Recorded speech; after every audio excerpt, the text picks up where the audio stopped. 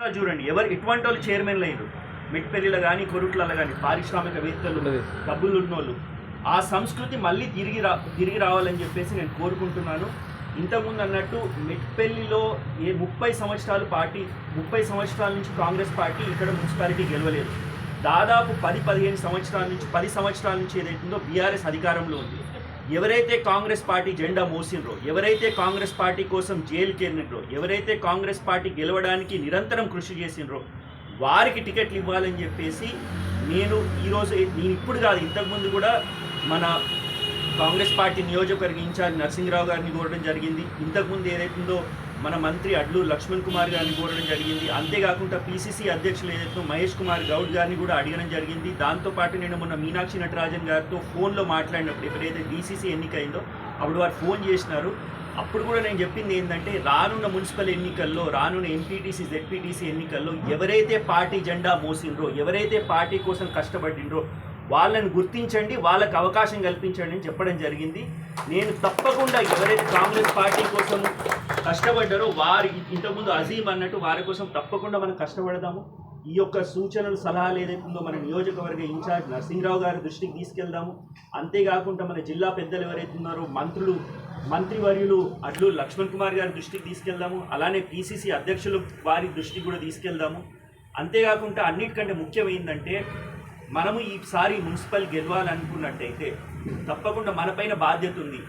ఎలానైతే ఇప్పుడు అందరూ పల్లెటూర్ల నుంచి కూడా వచ్చిండ్రు, ఎలానైతే మీ సర్పంచ్ ఎన్నికల కోసం ఇంతకుముందు ఎర్రోల హనుమాన్ గారు చెప్పినట్టు మీ సర్పంచ్లను ఎన్నుకునేందుకు ఇక్కడి నుంచి, అంటే టౌన్ నుంచి ఎవరైతే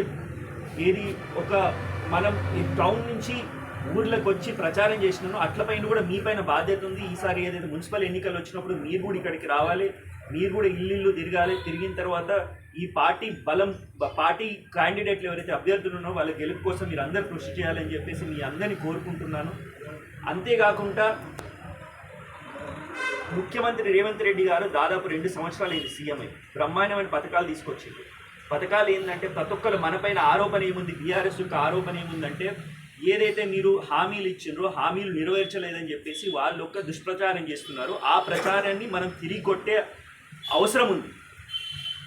మొట్టమొదలు ఏదైతుందో భారతదేశ చరిత్రలో ఎప్పుడు లేనట్టుగా మహిళలకు ఏదైతే ఫ్రీ బస్ ఇస్తున్నాం ఫస్ట్, దాని తర్వాత ఎలక్ట్రిసిటీ ఫ్రీ చేసినాం సెకండ్, దాని తర్వాత ఖజానాలో డబ్బులు లేనప్పుడు కూడా రైతులకు ఏదైతుందో రుణమాఫీ చేసినాం 3, దాని తర్వాత ఫ్రీ సిలిండర్ ఇస్తున్నాం 4, మొత్తం దేశంలో ఎక్కడ లేని విధంగా ఏదైతుందో సన్నబియ్యం ఇస్తున్నాం.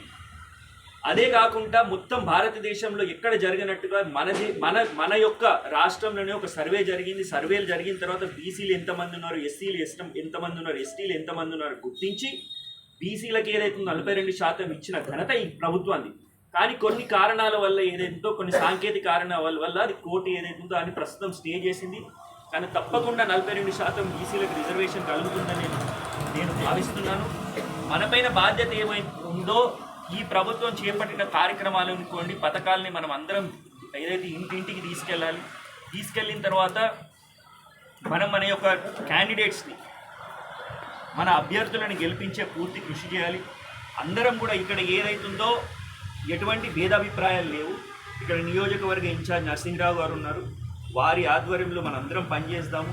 తప్పకుండా అన్నిటికంటే ముఖ్యంగా ఏదైతుందో మనకు మంత్రివర్యులు ఉన్నారు అడ్లూరు లక్ష్మణ్ కుమార్ గారు. ఆయన కూడా ఒక సామాన్య కార్యకర్త స్థాయి నుంచి ఈరోజు ఒక మంత్రి అయిండు.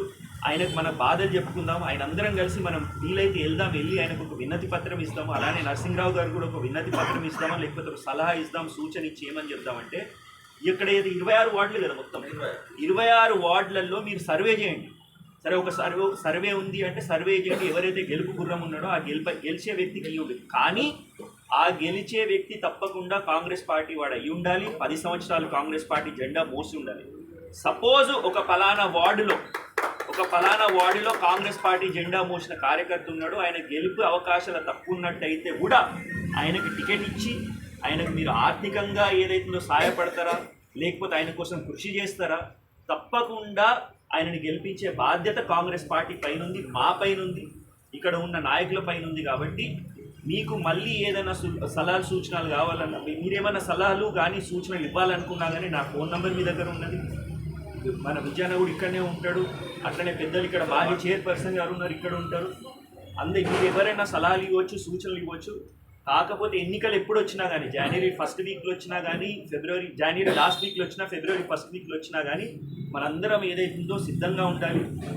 సిద్ధంగా ఉండి ఈసారి కొరుట్ల మున్సిపాలిటీ అలానే మెట్పల్లి మున్సిపాలిటీని మనం కైవసం చేసుకొని పెద్దలు రేవంత్ ముఖ్యమంత్రి గారికి గిఫ్ట్ రూపంలో ఇవ్వాలి అని చెప్పేసి మీ అందరినీ పేరు పేరున కోరుకుంటున్నాను. ఇక్కడికి ఇచ్చేసినందుకు ఇంత చిన్న అంటే నిన్న రాత్రి మేము 7:30-8 గంటలకు ఏదైతుందో మేము ఒక నిర్ణయం తీసుకున్నామో, అసలు నర్సింగ్ అన్న కూడా రావాల్సి ఉంది ఇక్కడికి, కాకపోతే ఏదైతుందో ఆయన ఇప్పుడు లేరు కాబట్టి, ఆ మెట్పల్లిలో లేరు కాబట్టి ఈ యొక్క కార్యక్రమాన్ని మనం చేసుకుంటున్నాము.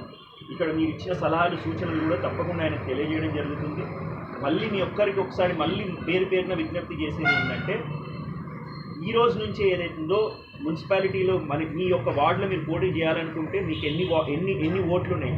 ఇంకో విషయం కూడా తెలిసింది ఏంటంటే, కొన్ని ఓట్లు కట్ అయిపోయినాయి.